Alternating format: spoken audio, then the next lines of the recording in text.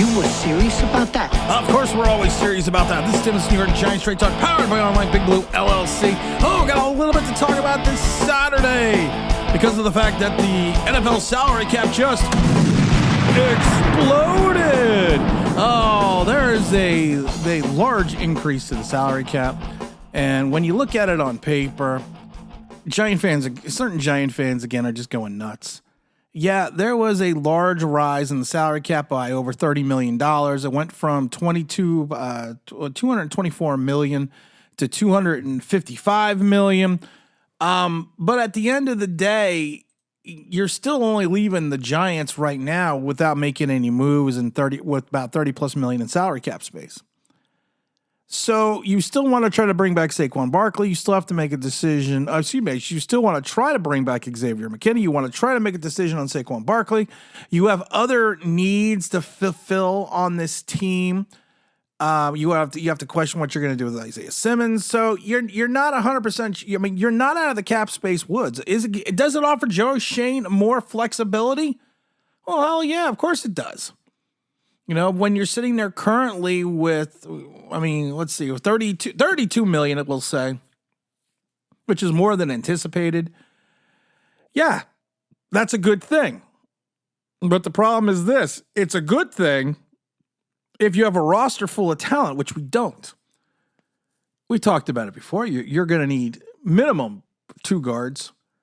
You could potentially need a starting running back. You're going to need at least 2 wide receivers. You probably want to get a real tight end because I'm not sold on either Waller or Bellinger. You got to find some depth also. You got to find a true defensive end out there to go alongside Kayvon Thibodeau. You have to then go out and find another outside linebacker at minimum, at least 2, and some depth. You're going to have to get a CB2 to go alongside your CB1 and Deonte Banks. And if you let McKinney go, you are going to need to find a starting safety and bring in some more depth because right now all we have is Jason Pinnock and the wonderful Dane Belton. Oh, Dane Belton. Dane Belton. I'm not even going to talk about the lunacy and the idiocy of people like, well, Dane Belton could fill into the spot. Yeah, okay, he got benched 2 years ago in the Texans game. Couldn't crack the field unless there was injury. Yeah, he had the 3 turnovers, but he also gave up 4 consecutive touchdowns. The same thing that got him benched with Wink. So the good news is, like I said, the salary, anytime you get additional money without having to do anything with the contracts, that's a great thing. That's 100% a great thing. That is 100% it's got to make you smile because of the fact that I'm not a big fan of restructuring any of these deals. I mean, all you're going to basically doing is pushing out some guaranteed money.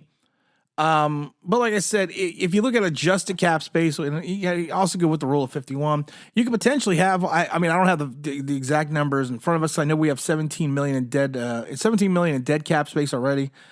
6 million I know rolled over. So, if you have an adjusted cap, you got to add in the 6 million to the 55. So technically the Giants with the rollover money would have about 261. So you're probably anywhere between 32 to 37 million right now with the Giants cap space with 48 players. I believe it's 48 players currently on the contract. But you still have a problem that you're still top heavy on 3 contracts between Daniel Jones, Andrew Thompson, Dexter Lawrence. And like I said, you could save 7 by cutting Waller. You could save another 6 by cutting Slayton. You can save another 6 by cutting Glowinski. But doing that, you've already depleted yourself down to 46 men current contracts with the rule of 51 with your draft class as well.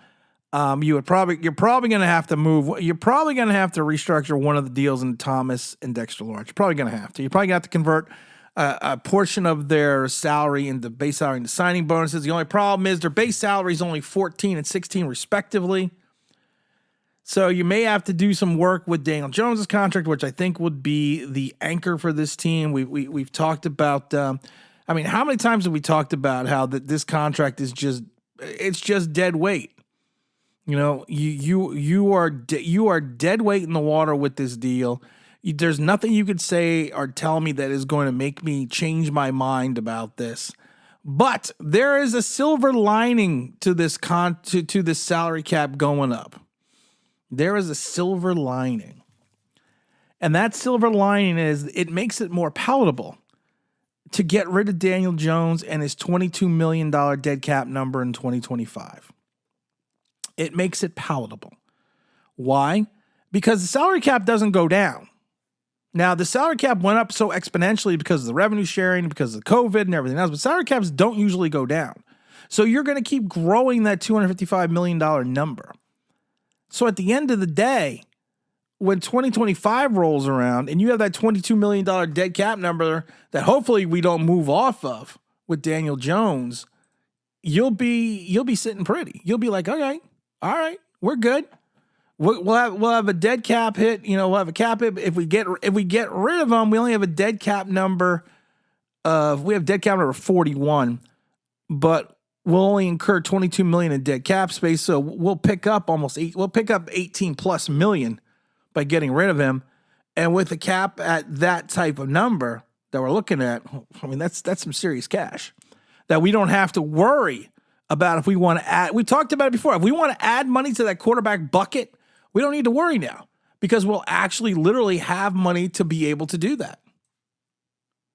So it's a silver lining in two regards that you could probably now comfortably get rid of. You could bring in Daniel Jones's replacement this year, whether it's a trade, whether you're bringing in a free agent, whether you are bringing in someone from the draft, maybe Joe Milton. That's for an idiot out there who can't listen. We're gonna talk about that on Sunday. make sure you stay for that one. Because I've said it before. And I was talking to the venerable James Williams. For every action, there is a reaction. So stay tuned for that. Stay tuned for that one, folks, because I never go scorched earth. But you know what? Like I said, it makes it more interesting now that you could literally go out and find somebody. And of course, we're not getting Joe Milton. That's just silly. That's just crazy talk. We're getting J.J. McCarthy because he's the greatest quarterback to only throw 659 passes. Go watch the Sunday stream, and that'll give you a little bit. Last Sunday stream, that'll give you a little bit more information. I'm so evil, but that's okay.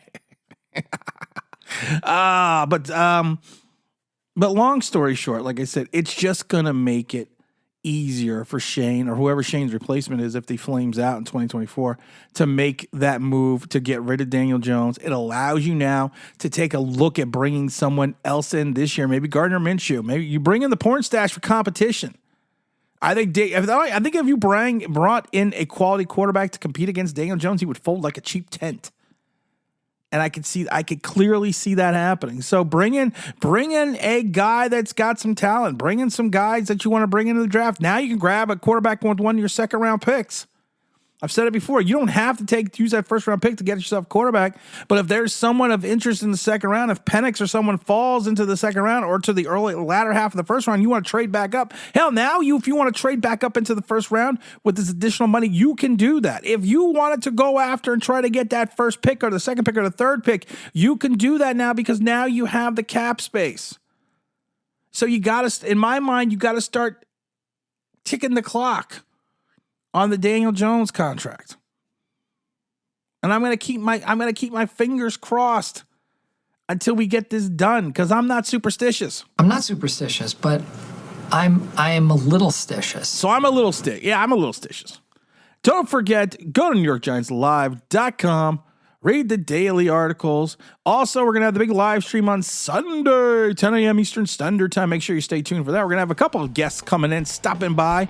And you know what? As always, this is Tim. This is New York Giants Straight Talk. Don't forget to like. Don't forget to subscribe. Don't forget to ring that bell because you want to know why. That'll be awesome.